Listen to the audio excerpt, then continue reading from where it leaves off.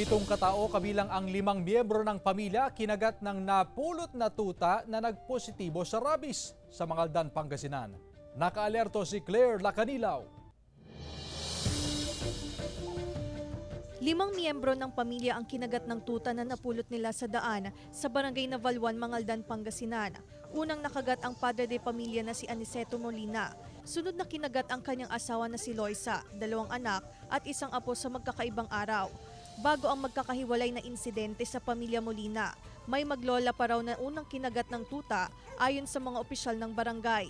Nakita ko po kasi doon sa daan, syempre po, naawa po kasi parang nakokonsensya ka kasi naiwan doon sa daan. Kinuha nila, tuwang-tuwa sila, matutuwa daw yung kuya niya kasi nakapulot daw sila ng tuta, yung pa problema. Pinapakain namin, pinaliguan, okay naman siya. Pero talagang may time siyang nangangagat ng kung ano-ano. Namatay kalaunan ang tuta na isang aspin at nang isa ilalim sa laboratory test na pag-alamang positibo sa rabies ang aso.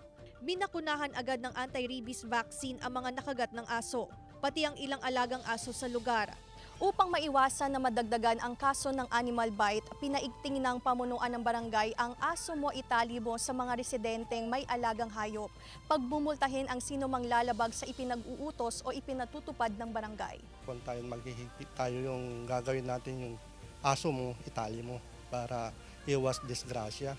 Natukoy ang may-ari ng aso. Nag-usap-usap na rin sa barangay ang may-ari ng aso at mga nabiktima ng dog bite. Paalala ng lokal na pamahalaan, sakali makagat ng aso, hugasan at sabuning mabuti ang sugat at pumunta sa pinakamalapit na Animal Bite Center para sa agarang lunas. Puspusan din ang pagsasagawa ng anti-rabies vaccination ng lokal na pamahalaan sa iba't ibang barangay sa bayan. Kasama si Henry Duminsil, Claire Lacanilaw, 1 North Central Luzon.